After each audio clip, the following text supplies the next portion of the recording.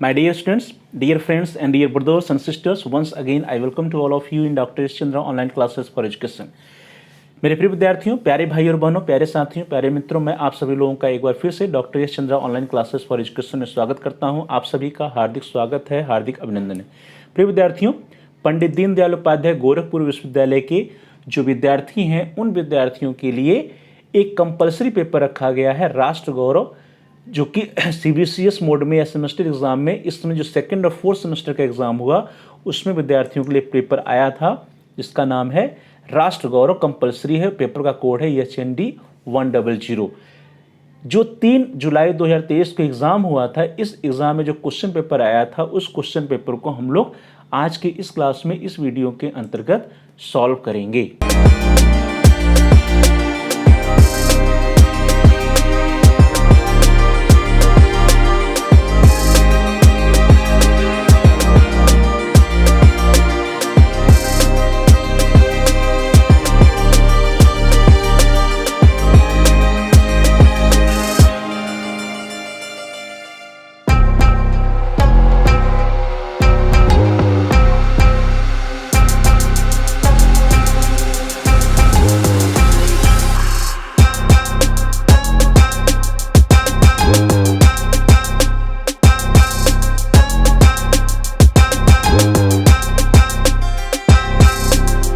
Start करते हैं।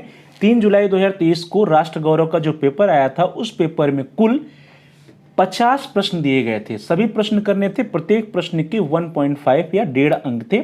जो क्वेश्चन पेपर की टाइमिंग थी वो 2 घंटे की थी। समय या ड्यूरेशन जो था वो 2 घंटे का समय था। मैक्सिमम मार्क या अधिकतम मार्क्स जो थे 75 नंबर का प्रश्न था। तो 50 प्रश्न 75 नंबर के थे।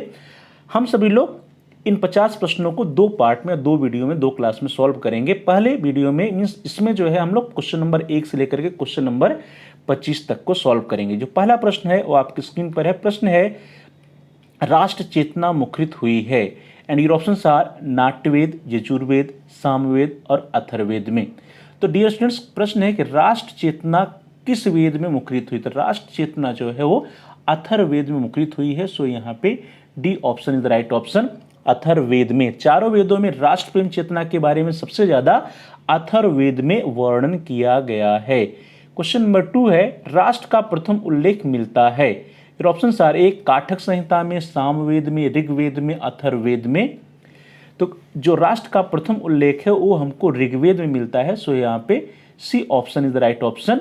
विश्व में राष्ट्र शब्द का सर्वप्रथम प्रयोग ऋग्वेद में किया गया था। So here the C option is the right option. Next question, question number 3, प्रश्न संख्या 3। प्रश्न है, राष्ट्र का यूरोपीय समानार्थी शब्द है, and your options are A nation, B nationality, C nationalism and D country. तो राष्ट्र का यूरोपीय समानार्थी शब्द क्या है? वो नेशन है। नेशन का मतलब राष्ट्र होता है, जबकि कंट्री का मतलब जो होता है वो देश होता है। तो यहाँ पे A option that is nation is the right option. Next question, question number 4, प्रश्न संख्या 4। प्रश्न है, भारत के राष्ट्र चिन्ह का बोध वाक्य है, एंड योर ऑप्शंस आर ए सत्यमेव जयते, सत्यवद, धर्मचार और ज्ञानामुक्ति। तो भारत के राष्ट्र चिन्ह का बोध वाक्य क्या है? दैट इज सत्यमेव जयते है। So here the A option is the right option, सत्यमेव जयते। जो भारत का राष्ट्र चिन्ह है या प्रतीक के नीचे सत्यमेव जयते देवनागरी लिपि में अंकित है। शब्द सत्यमेव जयते जो है वह मुंडक उपनिषद से लिया गया है, जिसका अर्थ होता है कि केवल सच्चाई की ही विजय होती है। अगला प्रश्न है प्रश्न संख्या 5, क्वेश्चन नंबर 5। प्रश्न है, प्राचीन भारतीय गणराज्य में महाजनपदों की संख्या थी, कितनी थी? ऑप्शन है 100, 41, 16 और असीमित। तो कितनी थी? 16 महाजनपद थी। तो यहाँ पे जो सी ऑप्शन है that is the right option, 16 महाजनपद है, 16 महाजनपद। प्रश्न संख्या 6 है, वैदिक कालीन जीवन में आश्रमों की संख्या होती थी। ऑप्शन है 8, 16, 4 और 5। तो वैदिक कालीन जीवन में कुल आश्रम कितने होते थे? 4 आश्रम होते थे। कौन कौन से होते थे? ब्रह्मचर्य आश्रम होते थे, गृहस्थ आश्रम होता था, वानप्रस्थ होता था और संन्यास आश्रम होता था। तो इस तरह से C option is the right option. Next question, question number 7, प्रश्न संख्या 7। प्रश्न है, राजतंत्र का अर्थ है। योर ऑप्शंस आर राजा का शासन, प्रजा का की स्वतंत्रता, प्रजा का शासन और उपयुक्त में से कोई नहीं। तो राजतंत्र का क्या अर्थ होता है? राजा का शासन होता है राजतंत्र का अर्थ। तो यहाँ पे A option is the right option. राजतंत्र शासन की वह प्रणाली है जिसमें एक व्यक्ति दैट इज राजा शासन का सर्वे सर्वा होता है। अगला प्रश्न है प्रश्न संख्या 8। प्रश्न है भारतीय मान्यता के अनुसार कलाओं की संख्या होती है। योर ऑप्शंस आर 20, 40, 64 और 68। तो कुल कितनी कलाएं हैं? 64 कलाएं होती हैं भारतीय मान्यता के अनुसार। तो इसलिए यहाँ पे C option is right option. अधिकतर ग्रंथों में कलाओं की संख्या 64 मानी गई है। अगला प्रश्न है प्रश्न संख्या 9। गणतंत्र दिवस हम कब मनाते हैं? तो हम सभी को पता है गणतंत्र दिवस कब मनाते हैं। हम सभी लोग गणतंत्र दिवस जो है या रिपब्लिक डे जो है 26 जनवरी को मनाते हैं, जबकि 15 अगस्त को हम इंडिपेंडेंस डे या स्वतंत्रता दिवस मनाते हैं। So here the B option that is 26 January is the right option. Next question, question number 10 प्रश्न संख्या 10। प्रश्न है राष्ट्रचिति को प्रतिपादित करते हैं। योर ऑप्शंस आर ए पंडित दीनदयाल उपाध्याय, भगत सिंह, सुभाष चंद्र बोस या उपर्युक्त सभी। तो राष्ट्रचित से अभिप्राय है राष्ट्रीय चेतना का भाव हमारे अंदर कौन जागृत करता है। तो पंडित दीनदयाल उपाध्याय का जीवन हो या भगत सिंह का हो या सुभाष चंद्र बोस का, सभी का जो जीवन है हमको राष्ट्रीय चेतना, राष्ट्र के भाव जो है हमारे अंदर प्रतिपादित करते हैं। तो इस तरह से यहाँ पे जो डी ऑप्शन है, D option is the right option, उपर्युक्त सभी। नेक्स्ट क्वेश्चन, क्वेश्चन नंबर 11 प्रश्न संख्या 11। प्रश्न है राष्ट्र गौरव में दिखाई नहीं पड़ता है। निगेटिव क्वेश्चन है। ऑप्शन सारे राष्ट्र प्रेम, राष्ट्रभक्ति, आतंकवाद, राष्ट्रीय चेतना के स्वर। तो प्रश्न है कि नहीं दिखाई पड़ता, तो क्या नहीं दिखाई पड़ता? राष्ट्र गौरव जहां होता वहां पे आतंकवाद नहीं दिखाई पड़ता, इसलिए यहाँ पे C option is the right option. Next question, question number 12 प्रश्न संख्या 12। प्रश्न है आधुनिक राष्ट्र के घटक हैं। योर ऑप्शंस आर क्षेत्र, जनसंख्या, संप्रभुता, उपर्युक्त सभी। तो जो आधुनिक राष्ट्र के घटक हैं उसमें हमारी जनसंख्या भी है, संप्रभुता भी है और हमारा क्षेत्र भी है। सो इन दिस वे यहाँ पे जो डी ऑप्शन है, D option is the right option, उपर्युक्त सभी। Next question, question number 13। प्रश्न है पृथ्वी सूक्त अंग है। पृथ्वी सूक्त अंग है। ऑप्शन है ऋग्वेद का, सामवेद का, अथर्ववेद का या उपर्युक्त सभी का। तो पृथ्वी सूक्त जो है वो किसका अंग है? वह अथर्ववेद का अंग है। सो यहाँ पे C option is the right option, Atharvaveda. Atharvaveda के 12वें कांड का प्रथम सूक्त पृथ्वी सूक्त है, जिसके कुल 63 मंत्र हैं।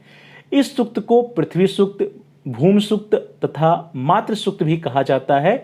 इस सूक्त में पृथ्वी के समस्त चर अचर के प्रति ऋषि की चिंतना मुखरित हुई है। पृथ्वी सूक्त में प्रकृति और पर्यावरण के संबंध में अद्वितीय ज्ञान है। तो किसमें है? अथर्ववेद में है पृथ्वी सूक्त। नेक्स्ट क्वेश्चन है क्वेश्चन नंबर 14 प्रश्न संख्या 14। प्रश्न है भावात्मक राष्ट्र की अवधारणा है भूमि, जन, संस्कृति या उपर्युक्त सभी। तो भावात्मक राष्ट्र की जो अवधारणा है उसमें जन, संस्कृत, भूमि सभी है। तो यहाँ पे डी ऑप्शन जो है, D option is the right option.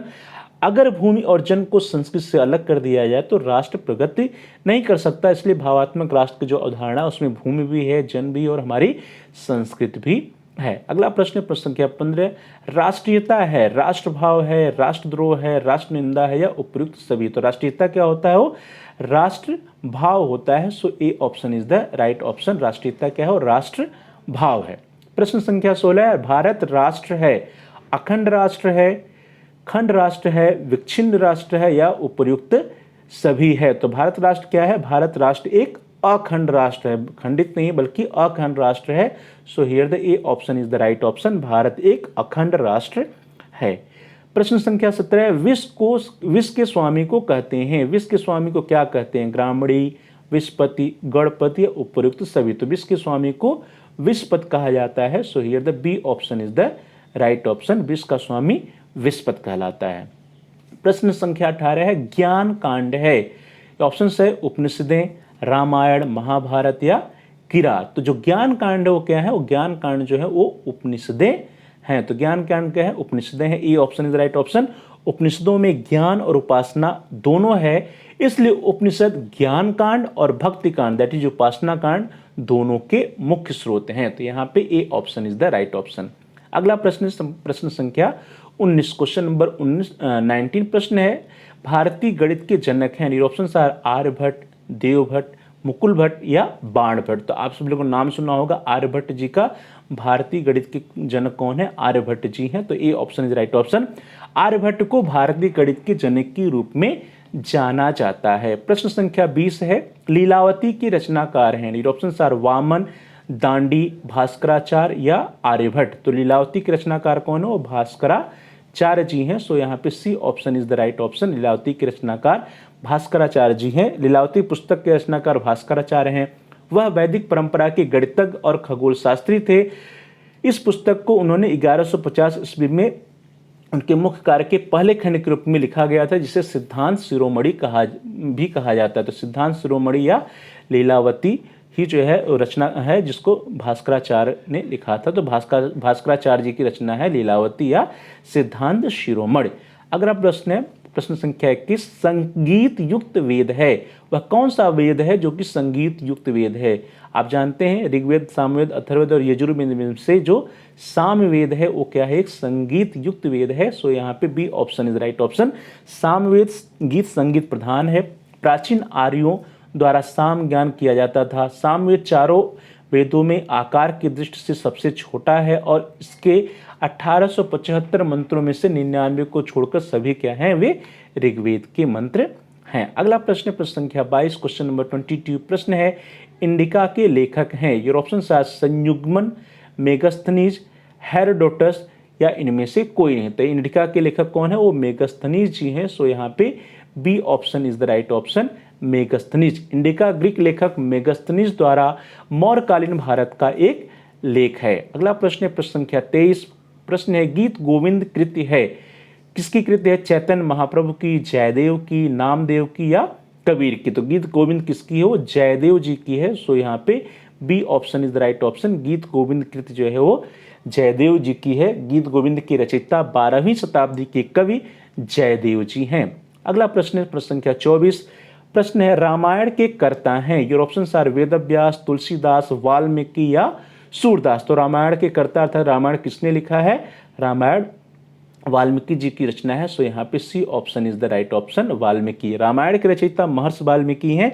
Way love और कुश के गुरु भी रहे थे या लव और कुश के गुरु भी थे। अगला प्रश्न है प्रश्न संख्या 25। महाभारत विभाजित है अध्यायों में, पर्वों में, सर्गों में या खंडों में? तो महाभारत किसमें विभाजित है? महाभारत पर्वों में विभाजित है। सो यहाँ पे B option is the right option, Mahabharata पर्वों में विभाजित है। महाकवि वेदव्यास विरचित महाभारत पर्वों में विभाजित है। जिस तरह रामायण को 7 कांडों में विभक्त किया गया है, उसी तरह महाभारत को 18 पर्वों में भी विभक्त किया गया है। तो डिस्टेंस इस तरह से जो 3 जुलाई 2023 को राष्ट्र गौरव का पेपर आया था जिसमें 50 प्रश्न आए थे, उसमें से प्रथम 25 प्रश्नों को हम सभी लोगों ने आज की क्लास में इस वीडियो में सॉल्व किया। अन्य जो 25 प्रश्न बचे हैं उसको अगले वीडियो में अगले क्लास में सभी लोग सॉल्व करेंगे। Thanks for watching. Thanks to all of you. Please like, share and comment on the video. Also subscribe the channel and press the bell icon all. आप सभी लोगों को बहुत बहुत धन्यवाद। हम लोग अगले वीडियो में अगले क्लास में जो 25 प्रश्न बचे हुए हैं उनको भी सॉल्व करेंगे। क्वेश्चन नंबर 26 से लेकर के क्वेश्चन नंबर 50 तक। आपने यदि अभी तक चैनल को सब्सक्राइब नहीं किया तो चैनल को सब्सक्राइब कर लीजिए, जिससे कि आप अपने कोर्स से रिलेटेड सभी एजुकेशनल वीडियोज़ को प्लेलिस्ट में जाकर के देख पाएँ। और साथ ही साथ जहां बेल का आइकन उसको प्रेस कीजिए, उसको दबाने पर कुछ ऑप्शंस आते हैं, उसमें से आप ऑल के ऑप्शन को सेलेक्ट कर लीजिए। Thanks for watching. Thanks to all of you.